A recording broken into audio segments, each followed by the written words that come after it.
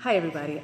I just got off of one of the most powerful conference calls that I've heard in a long time. It was so powerful. It's one of the business calls that I listen to. And very rare does someone really take biblical principles and mix it with business unless it's talking about money. But this conference call was completely different.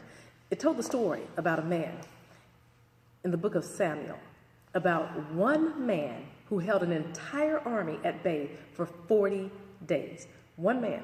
All this man did was to beat his chest, and he flung his hands around, and he flung his arms around, and he yelled and screamed and shouted threats and condemnation and talked about how he was going to chop people's heads off and kill their families and devour their children and all kinds of crazy things that he was saying. And he probably felt like he meant what he was talking about. That's all he did. And the army, the other side, not one of them stood up and said, wait a minute, aren't we children of the Most High? Are we not kids of the King?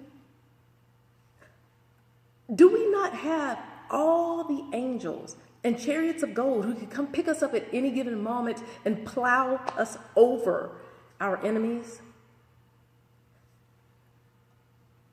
Is that not us?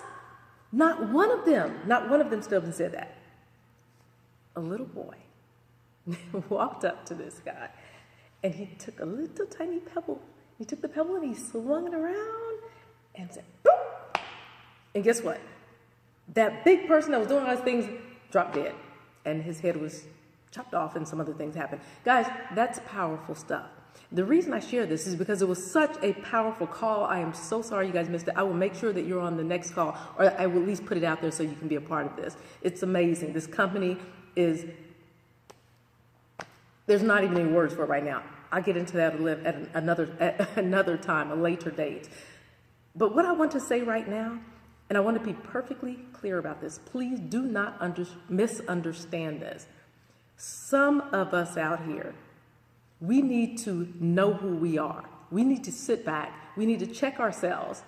We need to say, who am I? And do I want to be that person that I am? When we take a good look at our mind and a good look at our hearts, do we stand up for what's right? Do we not tolerate injustice? Do we see on our jobs, in business, in life, as we're traveling, at the grocery store, at the shopping center, wherever it is that we go, in our families, with our children, when we see somebody lying to somebody and it's doing damage, which usually lying is always doing damage, do we not stand up and say, what are you doing? When we see our friend that's right next to us doing something they should not be doing to somebody else, do we step in and say, hey, what are you doing? Do we separate ourselves from injustice? Do we separate ourselves from things that are wrong? Do we understand, for those of us that are in that wonderful spiritual world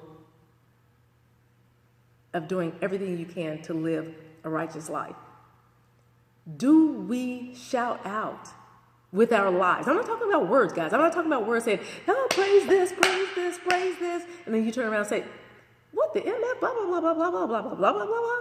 I see it happen all the time. I was at somebody's house the other day, last week actually, and the woman was so complaining, and it was, I can't even put it into words. The godliness that they always talk about, but then turn around and every word is a curse word, is a word of condemnation, is putting somebody else down, is talking about somebody. Did you see the way she looked? Guys, really? Really? Are you living a double life and don't realize it? For those of you who know those friends that you have that are doing that, talk to them. Separate yourself from them. If you hang like dogs, you learn to bark. If you hang with pigs, you learn to roll around in the mud. If you hang with cows, you learn to moo. Okay? Do the right thing. Be blessed. Don't tolerate injustice, and start with your own life. And drink your water. Have a great night, guys.